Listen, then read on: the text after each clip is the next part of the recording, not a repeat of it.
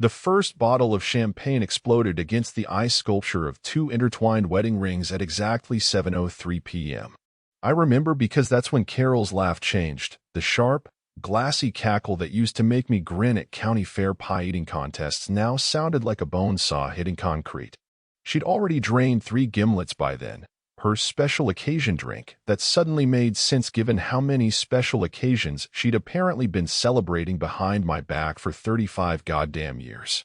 Our living room smelled like pot roast and hypocrisy.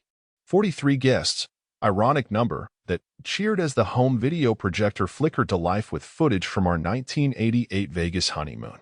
Younger me spun a giggling Carol in her acid-washed jeans under the Fremont streetlights, both of us blissfully unaware she'd start fucking our marriage counselor 6 months later. The current version of my wife leaned against Dave Muller from the Rotary Club, her manicured finger tracing the outline of his belt buckle while their cholesterol-medicated laughter drowned out the video's audio. I should have noticed the necklace first. Carol never wore the opal pendant I'd bought her last Christmas, claimed it clashed with her skin tone. Yet there it hung tonight, swinging like a hypnotist's charm over the cleavage of her new black dress. The clasp was broken, the chain hastily knotted. When she bent to refill Dave's drink, the pendant swung free, revealing 3 fresh scratches across her shoulder blade, parallel lines, precise as tire treads. "Timmy." Her voice carried that syrupy pitch reserved for convincing me our labradoodle didn't actually eat the couch. "Come tell everyone about your fascinating carburetor rebuild." The room chuckled politely. I watched her lick bourbon from the rim of Dave's glass, her eyes never leaving mine. For 35 years, I'd mistaken that look for playful teasing. Now, under the sickly yellow glow of our antique chandelier, I saw the truth, a snake charmer amused by her cobra's restraint. Midnight found her slumped against our clawfoot tub, mascara bleeding down cheeks that had spent more time pressed against hotel pillows than our marital bed. The confession came between vodka-soaked hiccups. 43. No, wait, 43 times? Her laughter echoed off the bathroom tiles as I stood frozen, still clutching the engraved pocket watch I'd bought to commemorate our anniversary. "Relax, Timmy," she slurred, batting at the air like my horror was a pesky fly. "You'd have done the same if you weren't. You know." Her gaze dropped pointedly to my belt line before she erupted in fresh giggles.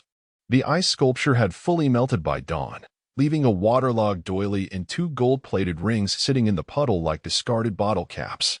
I'd find the hotel keycard later, slipped between the pages of our wedding album, room 143 at the Marriott dated 2 days after my prostate surgery. But in that moment, staring at Carol's smeared lipstick and the raw scratches on her back, I realized the cracks weren't just in the opal pendant.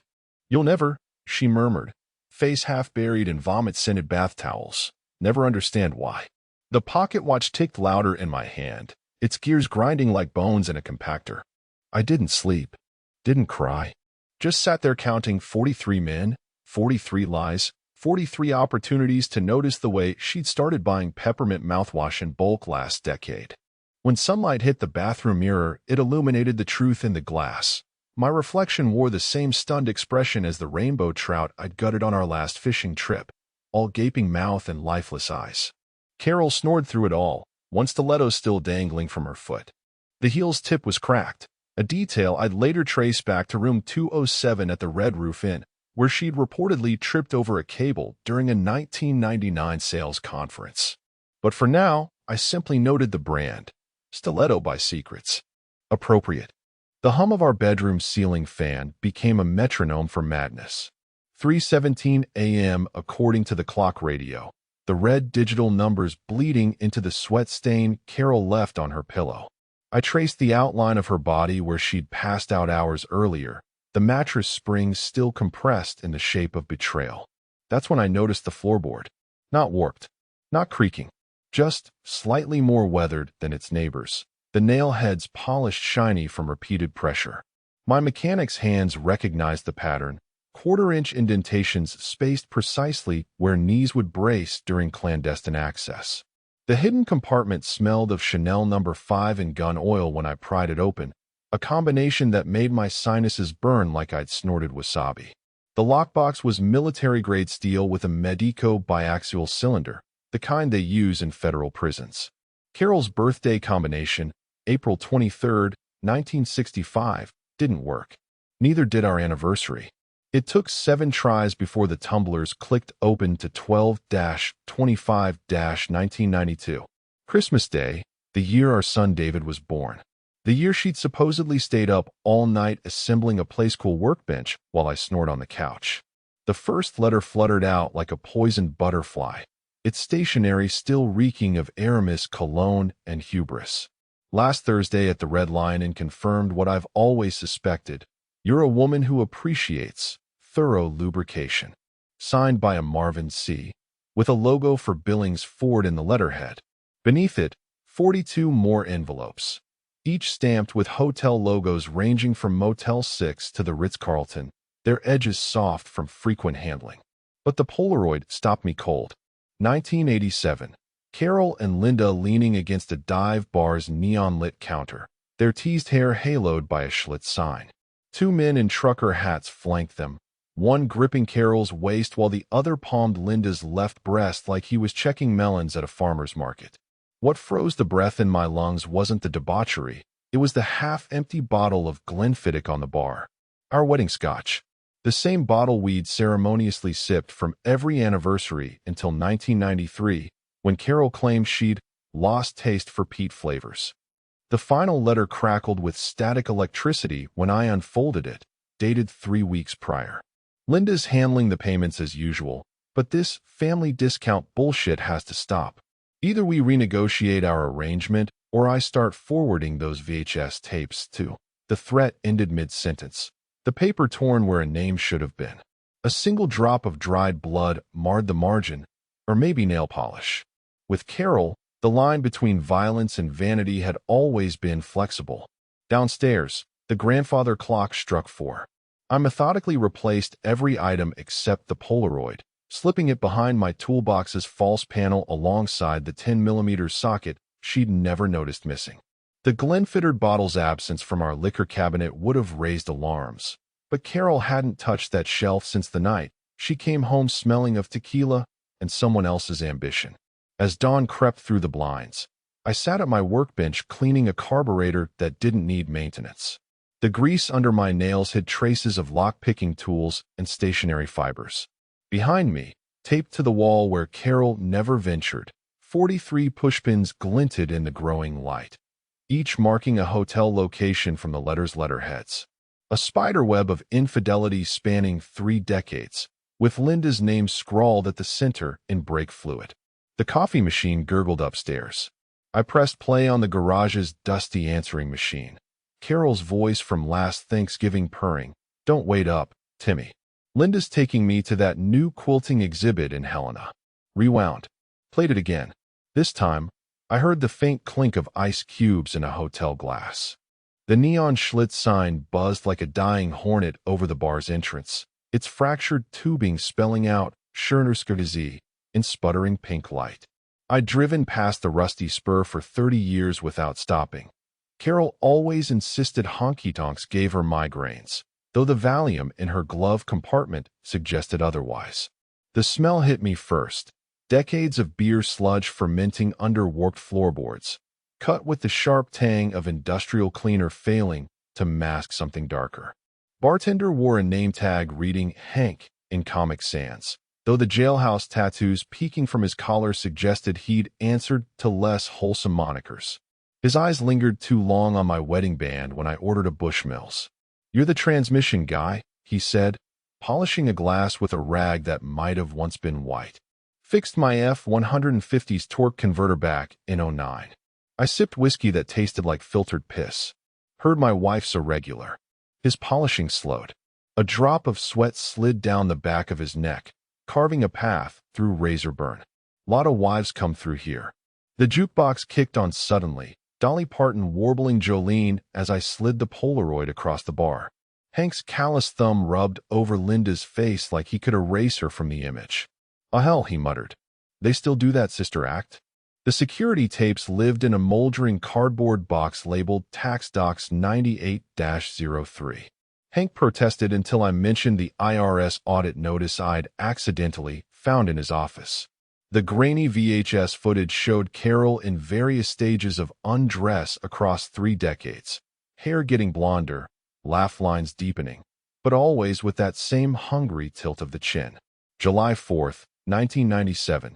Straddling a beefy stranger in a Stars and Stripes tank top, while Linda filmed them with a camcorder. New Year's Eve 2008. Doing body shots off a balding accountant as her sister pocketed his wallet. But it was the time-stamped receipt from December 14th, 2016 that turned my organs to ice. The night I'd driven Carol to Mercy General for her ruptured ovarian cyst. There she was on screen at 9:47 p.m., grinding against a paramedic named Mitch whose hand still bore the scar from when he'd heroically rescued her from our burning garage 2 years prior.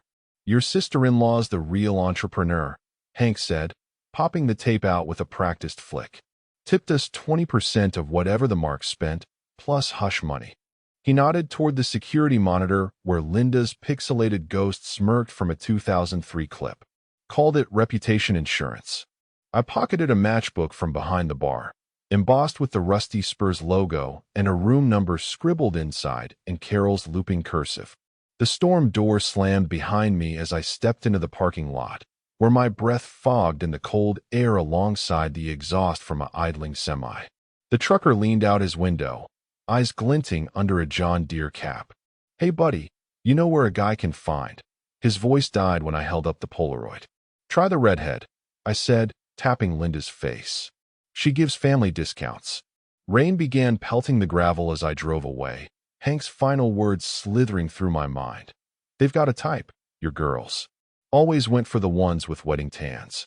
In my rearview mirror, the truck's brake lights flared like hellfire as it pulled onto the highway, headed toward the same motel where Carol had allegedly been at a church retreat the night our dog died alone.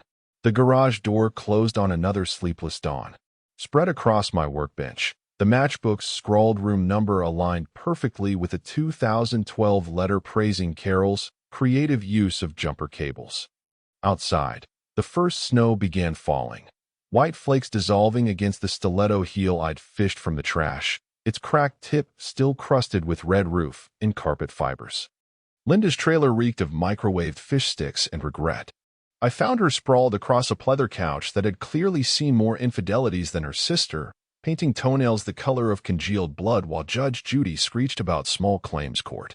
The Chevelle's engine still rumbled in the driveway when she drawled, "Took you long enough, Sherlock. Want a PBR while I guess which organ you'll fail first."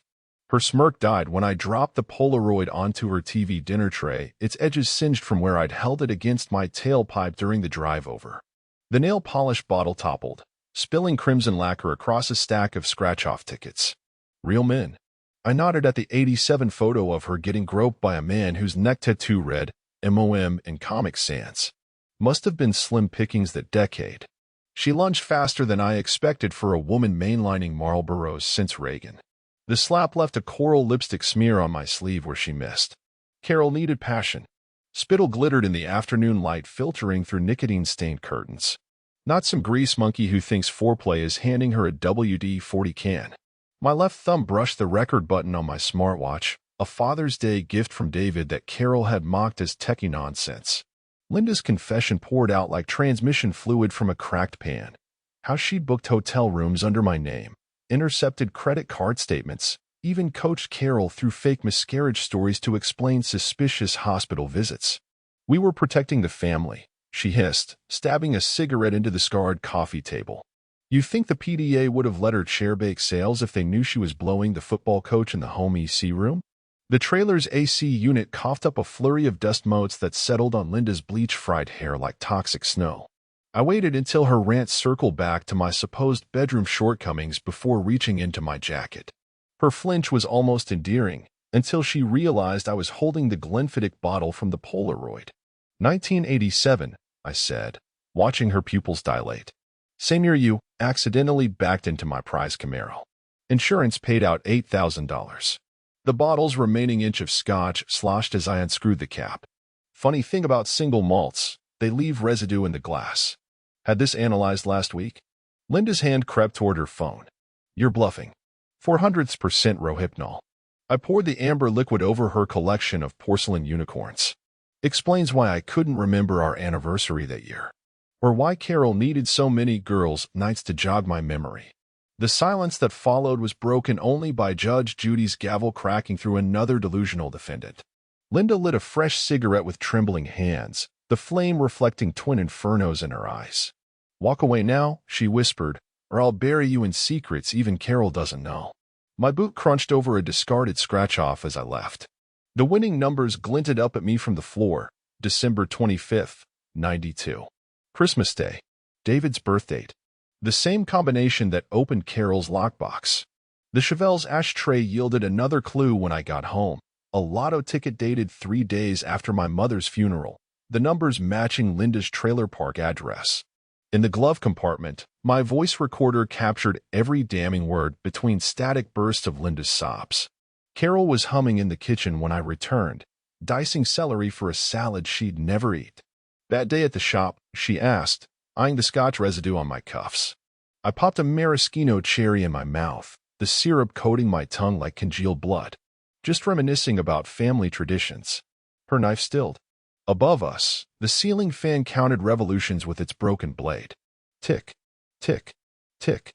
The spreadsheet glowed like a satanic grimoire on my garage monitor, each cell meticulously color-coded using Carol's abandoned nail polishes, Revlon's scarlet siren for active marriages, ballet slipper for widowers she'd claimed were grief counseling cases. Column H proved most illuminating. Vehicle models.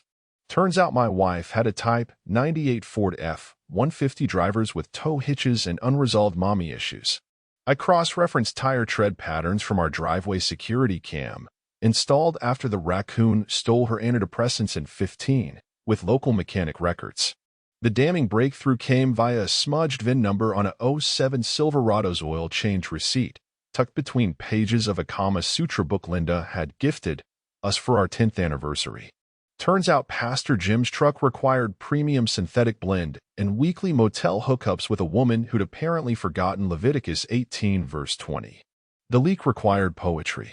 I waited until First Baptist Wednesday potluck, Carol's famous green bean casserole steaming beside her adulterous smile, to slip the USB drive into the choir robe pocket of Martha Jennings. The pastor's wife had a noted weakness for cheesy true crime podcasts and her husband's iPad passcode. The file contained more than just Jim's receipt from the no-tell motel. It had Carol's moans timestamped against Martha's miscarriage hospital vigil, all set to a jaunty rendition of Amazing Grace ripped from our wedding video soundtrack. Chaos erupted by Sunday service. I watched from the parking lot through binoculars purchased for birdwatching trips Carol always forgot to join. Martha's scream when the projection screen lit up with Jim's bare ass instead of him lyrics could have shattered stained glass. Carol's casserole dish hit the linoleum with a cymbal crash of green beans and existential dread. "It's a witch hunt," she hissed that night, scrubbing baked bean residue from her Lucky Brand jeans, same pair she'd worn to comfort Jim during his spiritual crisis last fall. I pretended to fix the garbage disposal while she incinerated evidence in our fireplace, not realizing I'd swapped her matches with slow-burning road flares. The serial numbers would trace back to her hiking trip with firefighter Greg during the '08 wildfire evacuations. The piece de resistance came via certified mail, a $287.76 charge to Jim's MasterCard for marital aid batteries shipped to Linda's trailer, paid for with the same account funding his daughter's seminary tuition.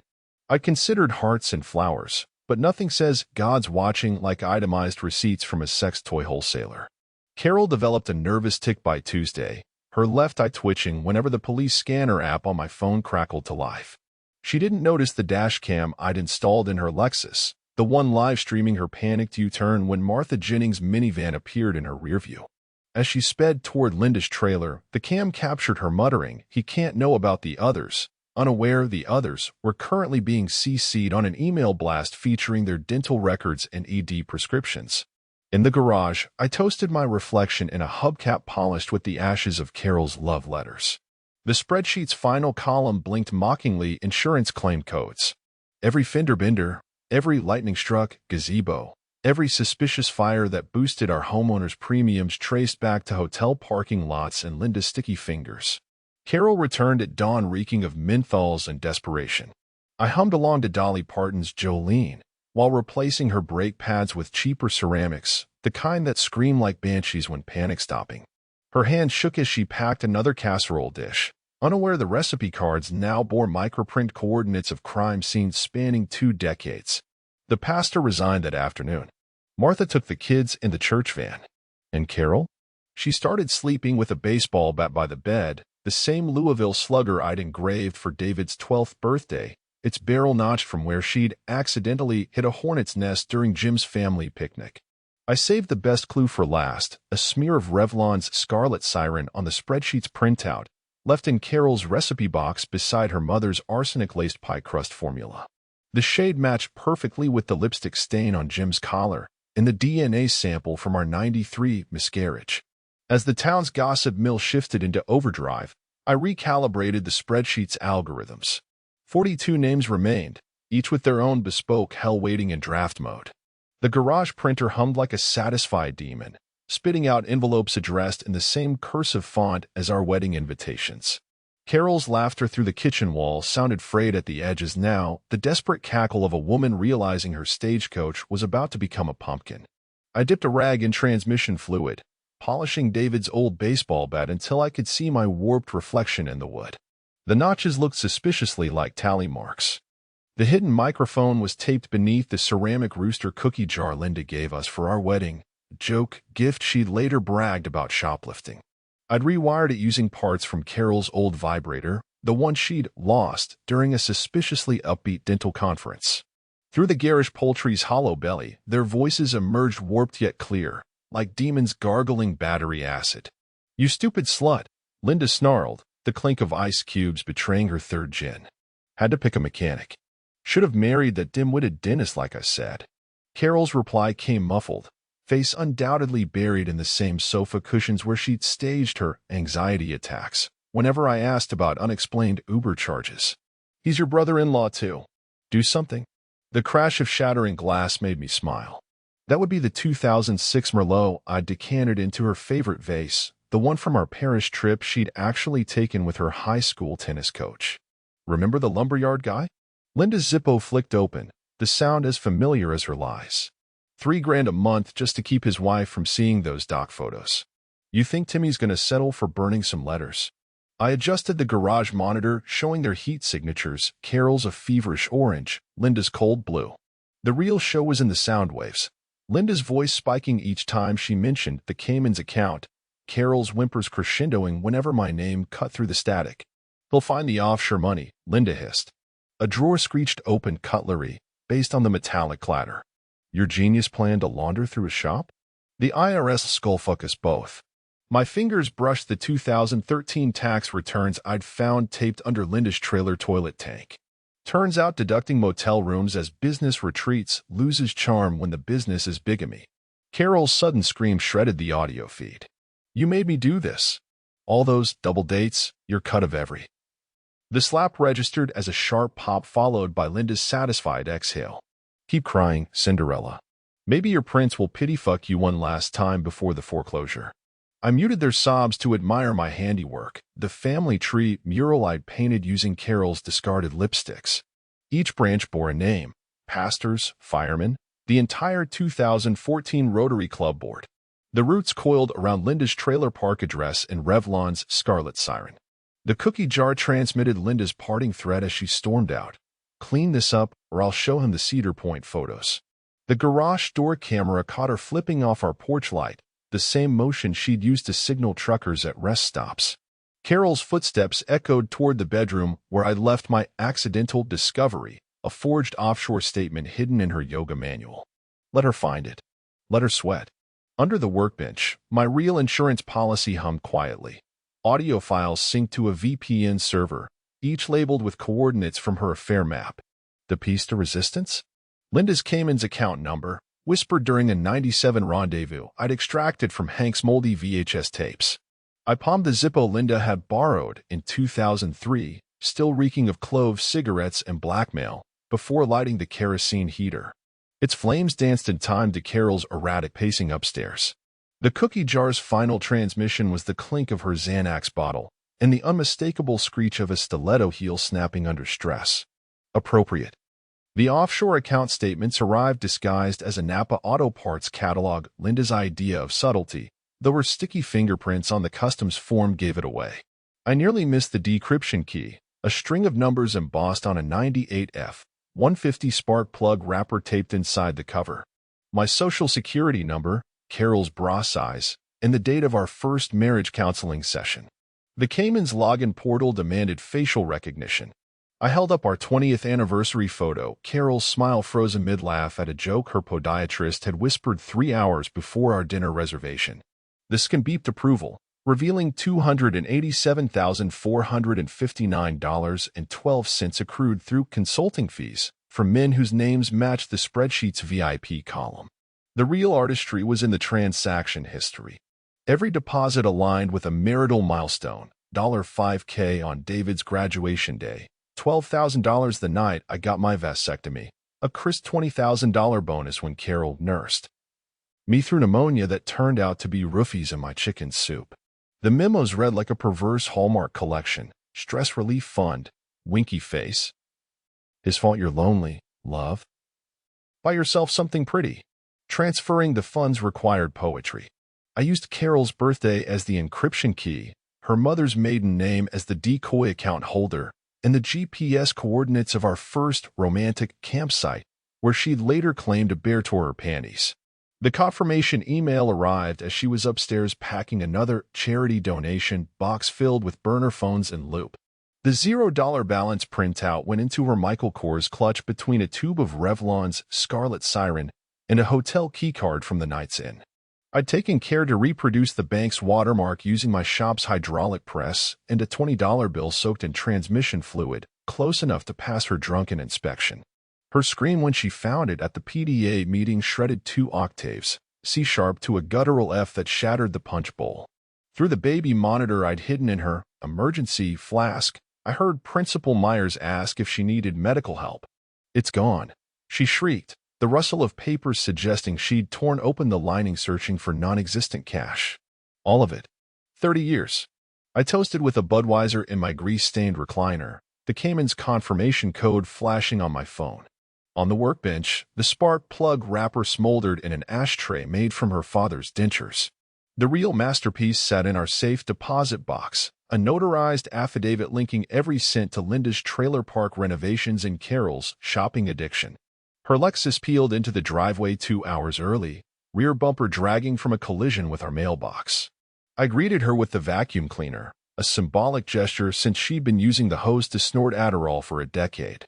"Someone hacked it," she panted, mascara rivers converging at her quivering chin. "We need to call the bank." "The police." I clicked on the garage stereo. Dolly Parton's 9 to 5 drowned out her hysteria as I held up the spark plug wrapper. "Funny thing about combustion," I said, tracing the embossed numbers. "Too much pressure. I crush the metal cylinder in my fist, and everything detonates." The stiletto heel snapped as she fled upstairs. I texted Linda a photo of the $0 balance with the caption, "Looks like your trailer's next." Attached the Cayman's fraud investigation form, pre-filled with her social security number and the GPS logs from our family beach trips where she'd hacked my phone. At 3 a.m., I found Carol passed out over shredded financial records, her cheek imprinted with the offshore account number from the printout. I draped my jacket over her shoulders, the same one she'd gifted me after forgetting our anniversary to film a gangbang with the Elks Lodge. In the garage, I welded the spark plug wrapper to her father's dentures, creating a grotesque wind chime that sang in the draft from Linda's crumbling world. The Cayman's confirmation code glowed on my phone, a digital tombstone for 35 years of lies. Carol's final whimper echoed through the vents as I drained her secret gin stash into the oil pan. Let her drink the consequences. The confrontation happened at the kitchen island where we'd shared 12,467 mornings of burnt toast and lies. Carol cornered me during the Golden Girls theme song, her comfort show that conveniently excused 3-hour phone whispers with college friend Donna, real name Chuck, HVAC specialist, recently divorced.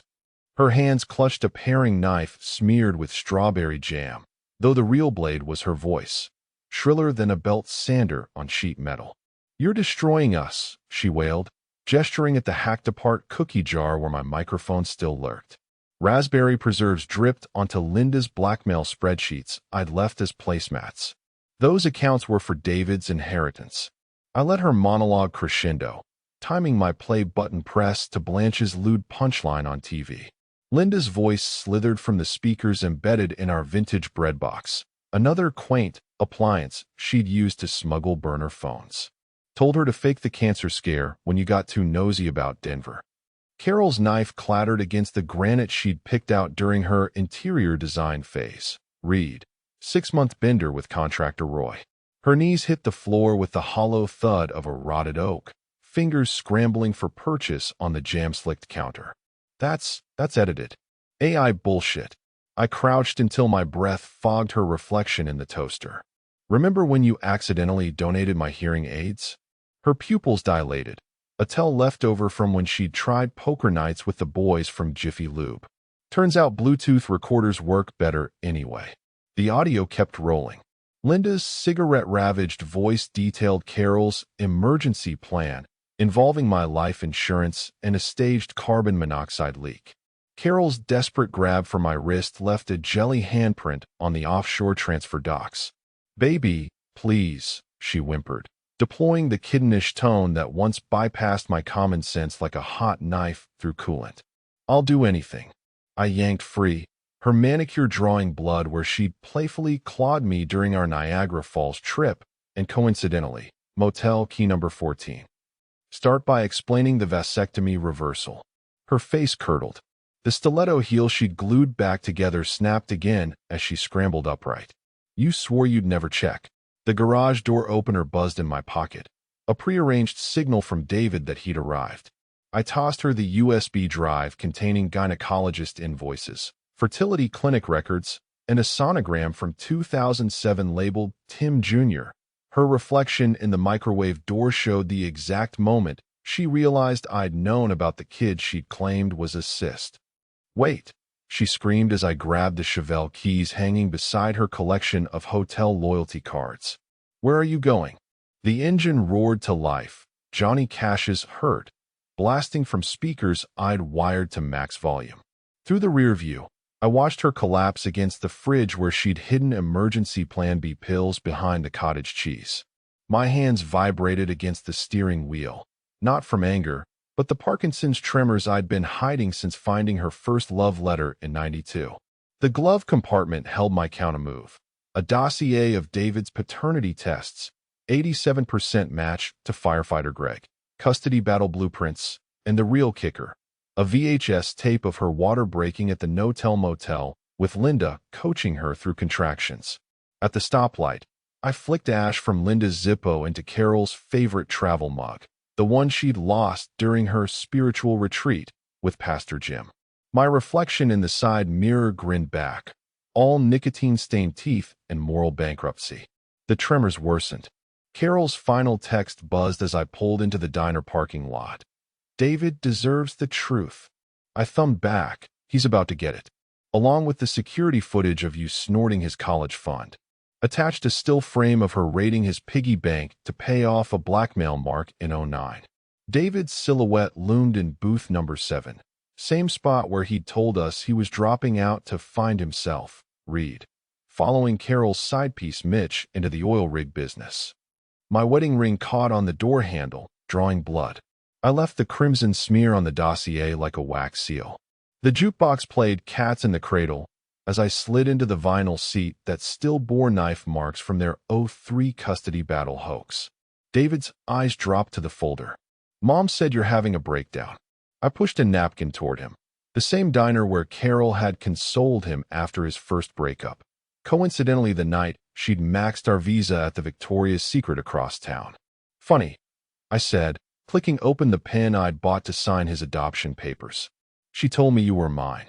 Outside, a semi-truck backfired. My hands didn't shake this time.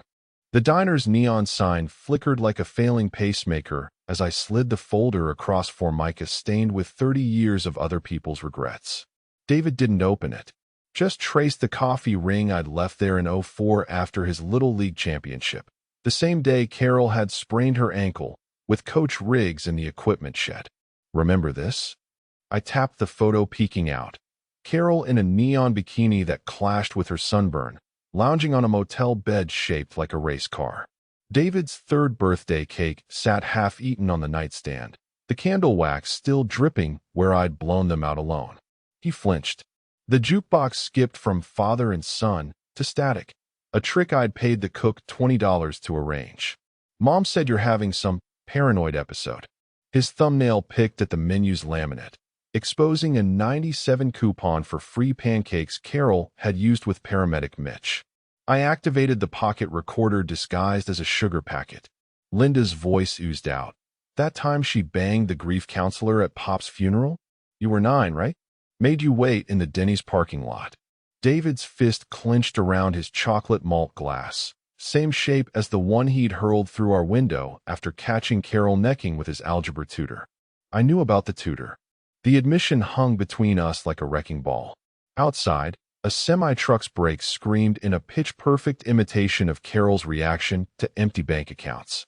You knew? My voice sounded foreign. A stranger's snarl filtered through decades of swallowed rage. And you said nothing when she blamed me for your failing grades? When she took out those parent loans to support your potential? He flipped open the folder at last, revealing his own childhood drawing I'd laminated, stick figures of our family standing beside a house labeled home in wobbly letters. In the original, he'd scribbled a red monster in the attic. Now, I'd photoshopped Carol's face onto the creature, her claws clutching hotel key cards. You think this makes you righteous? David's laugh cracked like engine knock. He tossed a napkin toward me stained with ketchup and childhood trauma. I came home early once. Saw her with the dentist. The air conditioner died mid-hum. I noticed his left eye twitch, Carol's genetic tell. How old? 12. He crumpled the photo of motel birthday cake. She said it was a secret game. Made me swear on Grandpa's grave. His finger stabbed the red monster's face. You know what she gave me for keeping quiet? The waitress chose that moment to refill our coffees. Her name tag read Lola, same as the alias Carol used at the No-Tell Motel. David waited until she left to drop his bomb. A Polaroid of him riding Mitch's shoulders at Six Flags, dated 2 weeks after my vasectomy. Season passes, he hissed. Every time I covered for her. The diner's lights dimmed. Through the grease-smeared window, I watched a woman parallel park using the same reckless swerves Carol employed fleeing the PDA meltdown. My thumb found the Chevelle key's teeth, filed sharp after catching her using them to snort oxy in 12. So you're her accomplice. The words tasted of burnt transmission fluid. David stood abruptly, his jacket sleeve catching the malt glass. It shattered against the wall where an Employee of the Month photo showed teenaged Lola, who'd supposedly drowned in '09. The plot thickened like oil sludge. You're worse than her, he spat, throwing cash on the table stained with his childhood fingerprints. At least she didn't pretend it was love. The bell above the door jingled its familiar dirge. I sat motionless as the jukebox resurrected Cats in the Cradle, its warped vinyl skipping keep. Keep. Keep. On the table, David had left his final contribution to the family legacy, a napkin sketch of me as a Frankenstein monster, stitched together from spreadsheet cells and security cam tapes. Underneath, he'd scrawled in ketchup, "Rot in your garage." The waitress reappeared with a broom, her Lola name tag dangling upside down. I pocketed the shard of malt glass bearing Carol's lipstick print, DNA evidence for the custody battle she didn't realize we'd been fighting since conception. Outside, thunder rumbled in sync with the Chevelle's misfiring cylinder. As the first raindrops hit the windshield, I spotted David's childhood bike chained to a hydrant, spray-painted black now, its training wheels removed, but the dents from Carol's drunk gardening incident still visible. The combination lock clicked open to December 25th, 92. Merry fucking Christmas. The emails deployed at 3:33 a.m. via a botnet hosted on Carol's hijacked Peloton. Poetic justice for all those wellness retreats that drained our savings into motel minibars. Each message contained personalized hell. Pastor Jim's Viagra prescription superimposed over our family Christmas card. Firefighter Greg's nipple clamps photoshopped onto his firehouse calendar shoot. A voice memo of dentist Paul moaning, "Drill me harder." Carol, set to the tune of Jingle Bells. The genius touch? Sending them through the Elks Lodge's newsletter server. Same platform Linda used to recruit fresh meat for her charity auctions.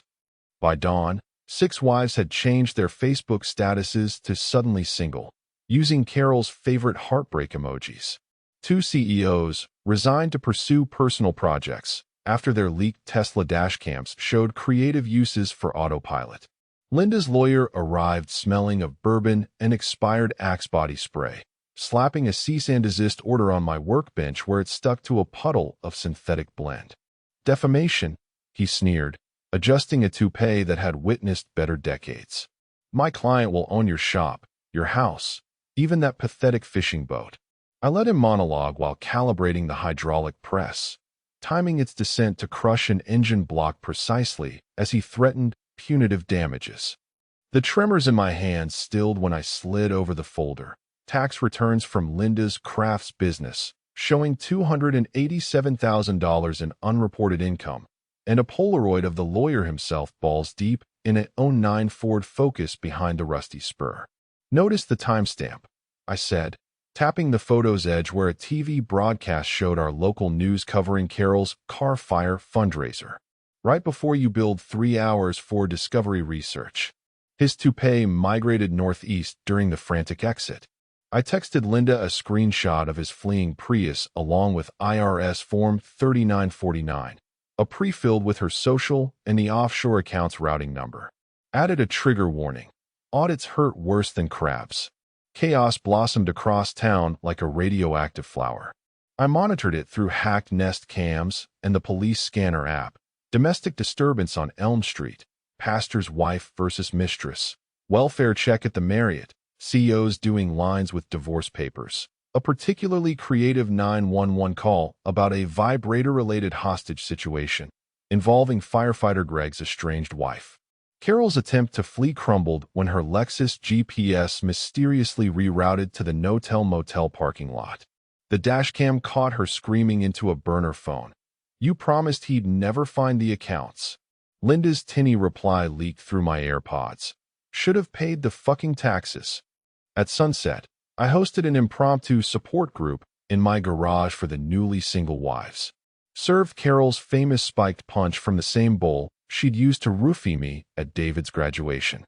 The piñata was a effigy of Linda stuffed with shredded blackmail notes. Martha Jennings took the first swing with a Louisville slugger, her aim suspiciously practiced. When the last subpoena landed in my mailbox, I celebrated by burning Carol's wedding dress in the oil drum. The flames turned her virginal white, laced the same nicotine yellow as Linda's teeth. Through the smoke, I texted Linda a single screenshot, the IRS confirmation page for her audit request, case number 143-43-4343.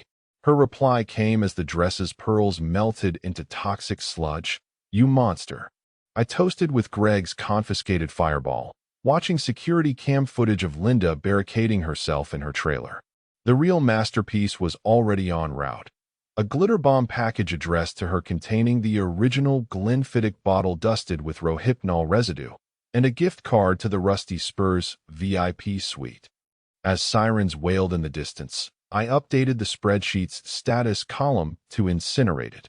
The garage printer hummed, spitting out fresh envelopes addressed to the State Revenue Bureau. Carol's scream pierced the night when her Lexus repo notice arrived, set to the tune of Jolene via Bluetooth speakers I'd installed in her wheel wells. The final touch? Leaving Linda's Zippo in the mailbox with a note for the audit bonfire. Its flame would taste like bankruptcy and broken stilettos. The first brick came through our bedroom window at 2:17 a.m. A chunk of foundation from the community garden Carol had championed to bring families together. Read, seduce Councilman Harris behind the azaleas. By dawn, our lawn resembled a landfill of betrayed nostalgia. Her PDA Volunteer of the Year plaque snapped in half, the Little League trophy she'd earned through creative encouragement of Coach Riggs.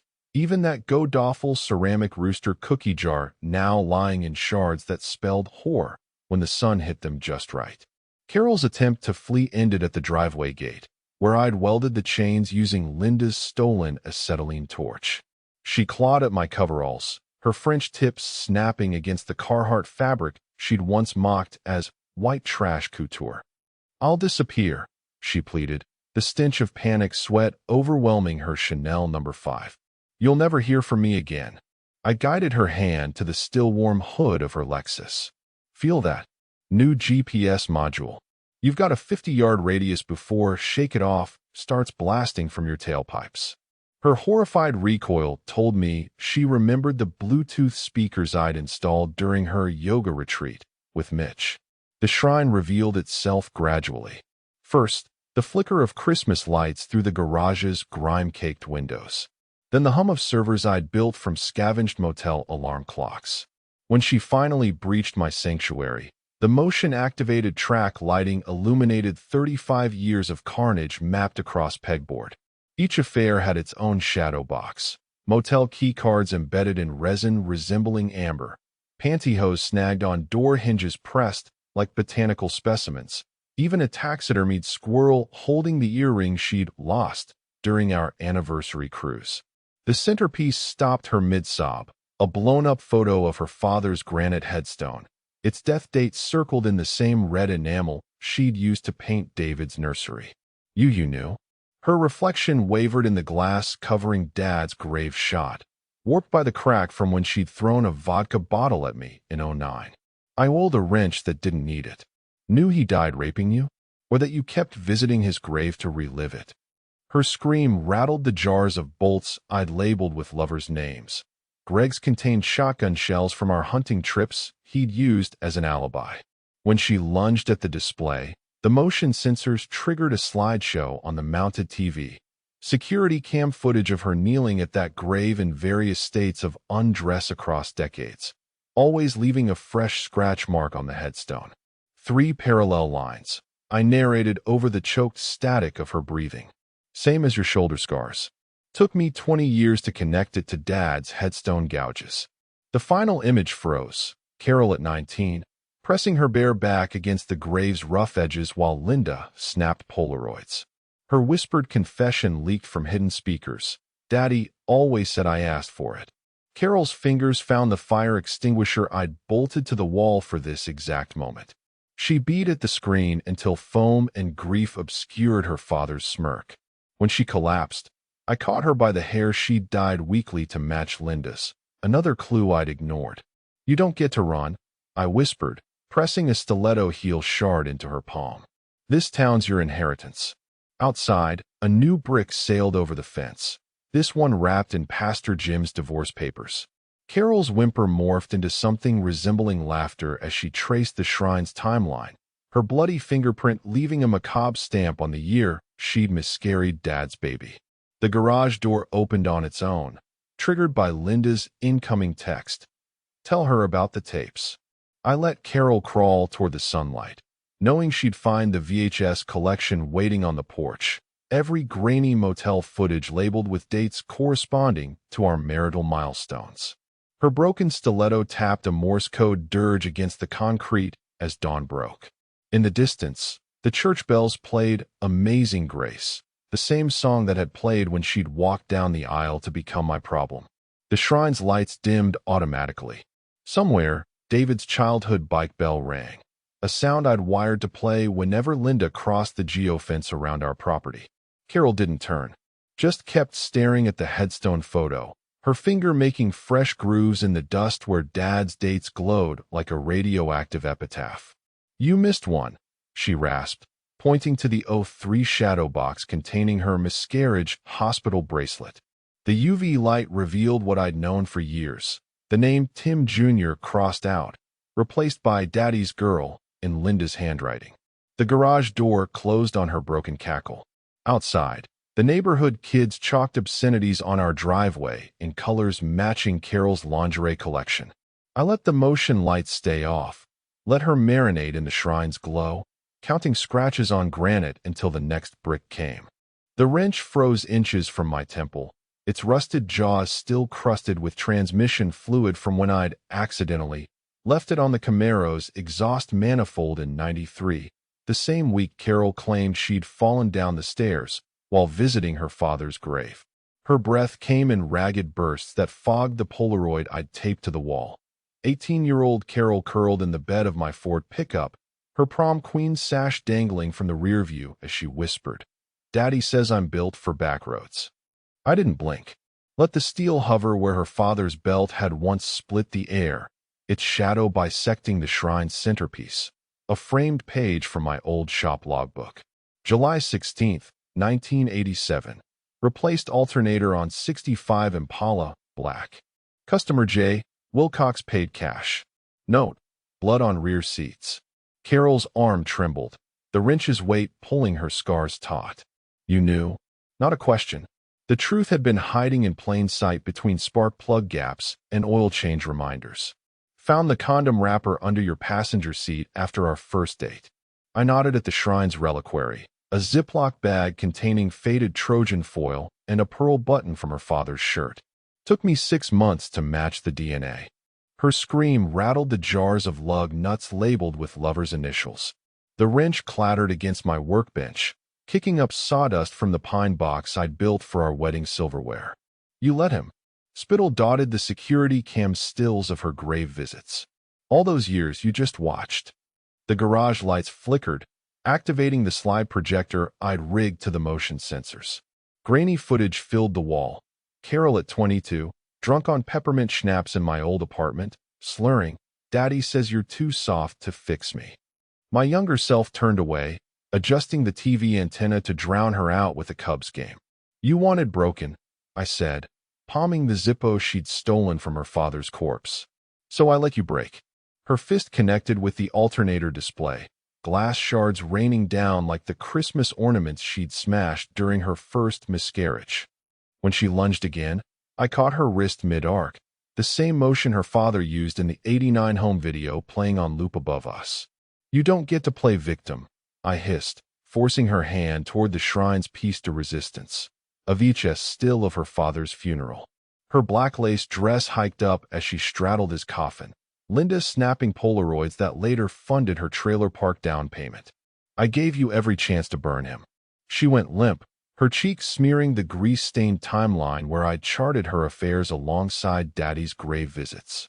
The numbers matched: 43 lovers, 43 offerings left at his headstone. A twisted communion wafer for every betrayal. The garage door creaked open, wind carrying the stench of burning sage from Linda's latest purification ritual. Carol's whisper cut through the diesel fumes. "I hoped you'd kill him." I flicked the Zippo, its flame illuminating the final piece of evidence. Her father's belt buckle, melted down and recast as a wedding band she'd worn for 3 decades. "Didn't need to," I said, tossing her the tox report I'd buried with his remains. "You were already poisoning us both." She read the document twice, thallium levels spiking in 92, 99, 07, before her laughter morphed into a guttural howl. Outside, the church bells tolled for Linda's IRS audit hearing. Carol's broken stiletto scratched across the concrete as she crawled toward the Chevelle, trailing transmission fluid and decades of mutually assured destruction. I let her go. The shrine's floodlights clicked off automatically, plunging us into the same oily darkness where her father had first planted his sickness. Somewhere beyond the fence, a bottle shattered against our mailbox, Pastor Jim's wife making her final statement. Carol's silhouette paused in the Chevelle's headlights, her reflection warped in the rearview mirror I'd bent to hide her affairs. For a heartbeat, I saw the prom queen again, lips trembling, corsage askew, whispering "save me" to the only man who'd refused to play hero. Then she spat on the tox report and ground it under her heel, leaving a perfect imprint of the stiletto tread that had carried her from Daddy's grave to mine. The engine roared to life, Johnny Cash howling through blown speakers as she peeled toward the junkyard where her father's Impala rusted, its blood-stained backseat still reeking of betrayal. I turned back to the shrine, adding a fresh tally mark to the pegboard. Somewhere, a timing belt snapped. The barbecue pit belched smoke like the exhaust of hell itself, its custom grill fashioned from the remains of Carol's father's Impala. I'd polished the valve covers until they gleamed, each engraved with the name of a motel she'd christened. The invitations had been meticulous, family-style recipes from each lover's wife, GPS coordinates instead of addresses, RSVPs confirmed through burner phones salvaged from Carol's purse. She stood at the edge of the patio wearing the "Kiss the Cook" apron-eyed starched with Linda's tax liens, her stilettos sinking into the lawn where she'd once sunbathed with the pool boy. The guests arrived in staggered waves, soccer moms clutching casserole dishes that doubled as alibis, businessmen adjusting ties stained with their own lies, Pastor Jim's new girlfriend, a dead ringer for Carol circa 92, snapping gum to the beat of my hidden playlist. Linda's blackmail demands auto-tuned into a sick pop anthem. Dig in. I bellowed over the sizzle of ribeyes marinated in Carol's signature bourbon glaze, the same she'd used to seduce the butcher.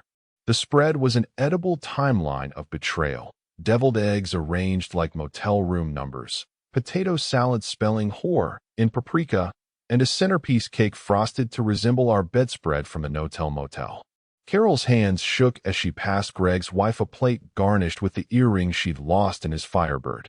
The women eyed her like hyenas circling wounded prey, their husbands' neckties doubling as nooses. I waited until the lemonade pitcher, spiked with Carol's confiscated Xanax, made its third round before tapping a wrench against the Impala's grill. To truth, the toast echoed through the Bluetooth speakers hidden in garden gnomes modeled after her lovers. I watched Carol's remaining heel snap as the audio kicked in, her drunken confession layered over security tapes of keycard swipes and creaking headboards.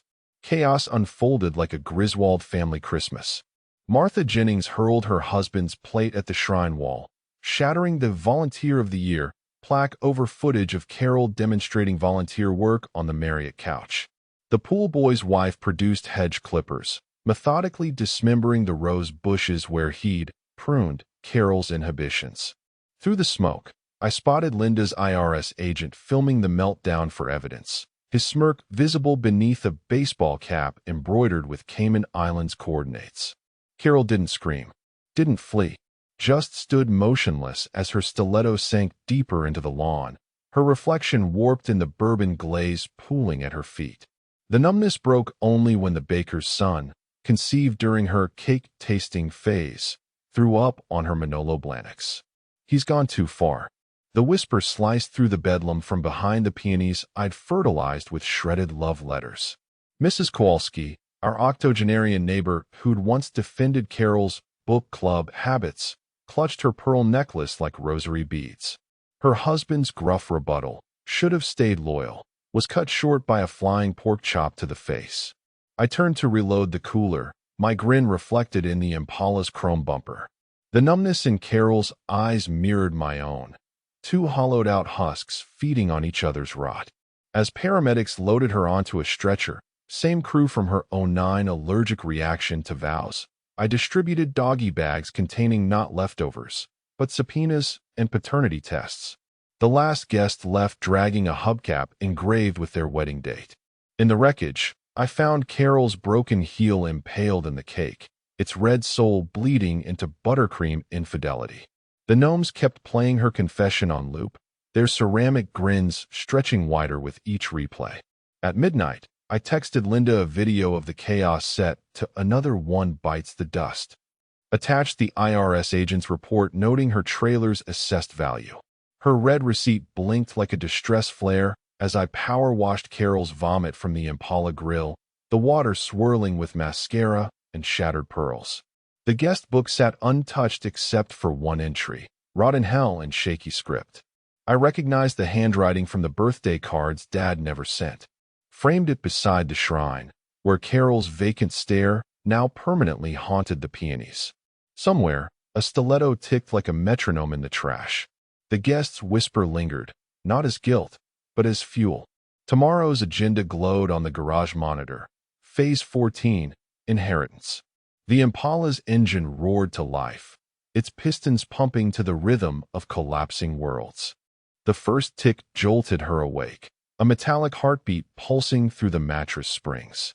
Carol's scream died as moonlight glinted off the sea of silver drowning our bed. 43 pocket watches arranged in a spiral, their hands frozen at times that now tattooed her retinas.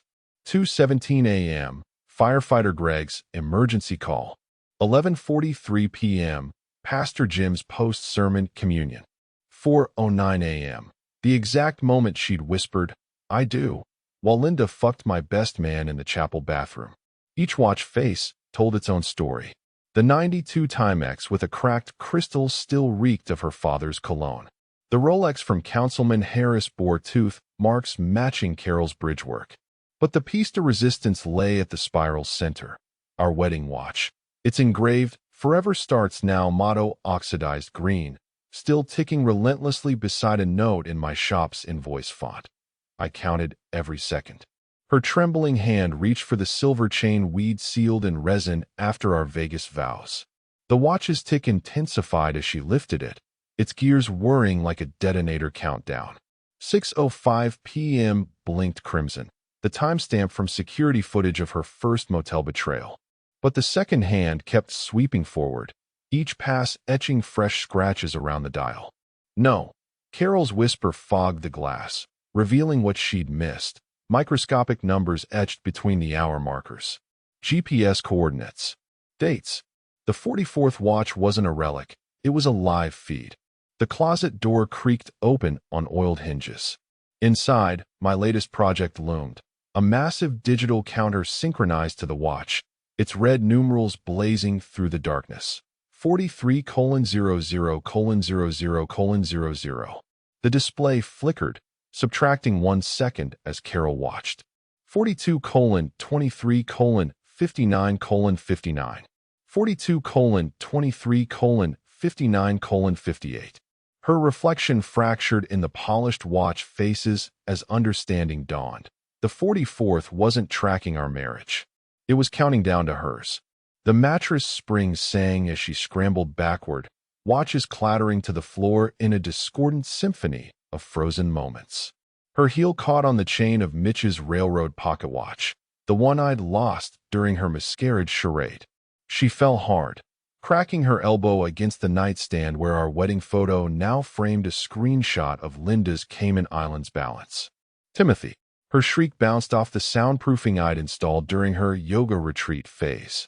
The 44th watch's tick morphed into Dolly Parton's Jolene, playing through micro speakers in its casing. I watched via the baby monitor hidden in her father's belt buckle, another relic repurposed.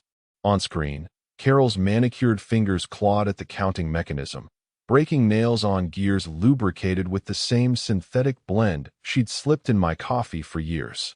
When she hurled the watch against our replica Precious Moments statue, the impact triggered the backup timer in her Lexus dashboard. By dawn, she'd gathered all 43 watches in a pillowcase, their chains tangling like the lies she'd knotted. But the 44th had vanished, replaced by a receipt from the No-Tell Motel's vending machine dated yesterday. Kit Kat. Trojan Magnum. Room 143.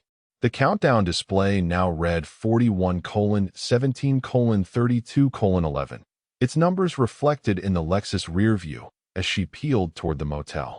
What she didn't see, what I'd welded beneath her chassis, was the real masterpiece, a modified odometer subtracting miles instead of adding them, each rotation deducting seconds from her borrowed time.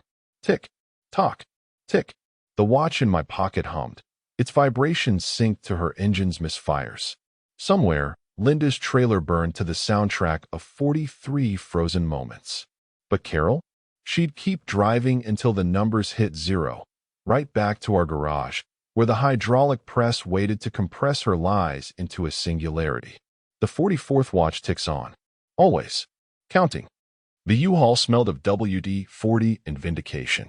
I'd packed using her monogrammed luggage, the same set she'd lost during that suspiciously cheerful girl's trip to Reno. Each suitcase bulged with forensic evidence, carburetor parts doubling as bookends, love letters repurposed as packing paper, the shrine wall's pegboard neatly disassembled into a portable shame collage. Carol stood framed in the garage doorway wearing last night's smeared mascara and a bathrobe stolen from the Marriott. "You can't do this," she rasped, though the foreclosure notice nailed to her father's headstone replica suggested otherwise. I tossed her the keyring from our Vegas chapel wedding. "It's just hitched, tag now reading, just ditched. Charity takes possession Tuesday. You've got the garage." Her laugh sounded like a dying transmission. "And where's your palace?" "Some trailer park with Linda." The IRS audit notice fluttered down between us, landing atop the oil stain where she'd staged her first miscarriage. Linda's Porsche skidded into the driveway, her stiletto puncturing a box of my old shop manuals as she stormed in. "You psychotic little." I silenced her with a manila envelope thicker than her Botoxed conscience. Inside, every offshore transaction, tax lien, and Polaroid of her crafts business clients. The piece de resistance? A notarized deed signing her trailer over to the Cayman Islands Tax Bureau. "Try bribing them with your knee pads," I said, watching her collagen lips mouth the penalty amounts. Carol's reflection warped in the U-Haul's side mirror as she inventoried her new kingdom. The hydraulic press where I'd flattened her lies into sheet metal art, the server stack humming with blackmail backups, the stiletto heel mobile I'd welded from her lost. "Pierce. You win," she spat, knuckles whitening around the Vegas keychain. "Happy." The lie detector app on my watch spiked as I shouldered past. Truth was, victory tasted like the gas station coffee we'd shared driving home from our shotgun wedding, burnt and bitter, with a chemical aftertaste. At the cab door, my wedding ring caught the sunlight filtering through the bullet hole she'd put in our garage door during her target practice affair. For a heartbeat, I considered flinging it into the junkyard where her father's Impala rusted. Then Linda's scream sliced through the morning, "You bastard," as she read the trailer deed's fine print, condemned for toxic mold matching her moral decay. I slipped the ring back on, its inscription catching my thumb. "Till death." The engine roared to life, Johnny Cash crooning through speakers wired to broadcast Carol's confession on loop. In the rear view, she stood silhouetted against the shrine's dismantled remains, her shadow stretching long and thin like the lies we'd both pretended to believe. The U-Haul's clock ticked over to 9:43 a.m., the exact time I'd said "I do" to a ghost. Somewhere behind us, a stiletto heel clock began its countdown. The lake's surface mirrored the pre-dawn sky, gunmetal gray, still as a held breath. My thermos steamed with gas station coffee that tasted like liquid regret. Same as that morning 36 years ago when I'd proposed using a ring pop stolen from a 7-Eleven. The fishing line trembled, not from bites, but the vibration of my phone against the cooler where I'd stored Carol's confiscated Xanax. Carol Wilcox, ICU bed 14. 5:15 a.m. OD on Ambien and Stoli. The text glowed like a distress flare in the gloom. I traced the timestamp, 5:15 a.m., the exact minute our wedding video had cut out when the church lost power. Through the mist, a base broke the surface, its scales glinting like the opal pendant she'd pawned last winter. The ring came off easier than expected. 35 years of finger grooves had worn the gold thin as her alibis. I balanced it on the fillet knife she'd once threatened Linda with, its blade still nicked from hacking through motel room chains. The cast was perfect, a tight spiral that caught the first bloody ray of sunlight before vanishing with a plink even Dolly Parton couldn't rhyme. Ripples spread toward the buoy marking where I'd sunk her father's Impala. The water resisted at first, then swallowed the gold like it had every other secret. My reflection grinned back, a stranger's face creased with triumph and diesel fumes. The phone buzzed again. "David, call me." I thumbed the power button, watching our family photos blink out one by one, Carol's manicured finger over the lens, David's middle school graduation, Linda flipping off the camera from her trailer's corpse.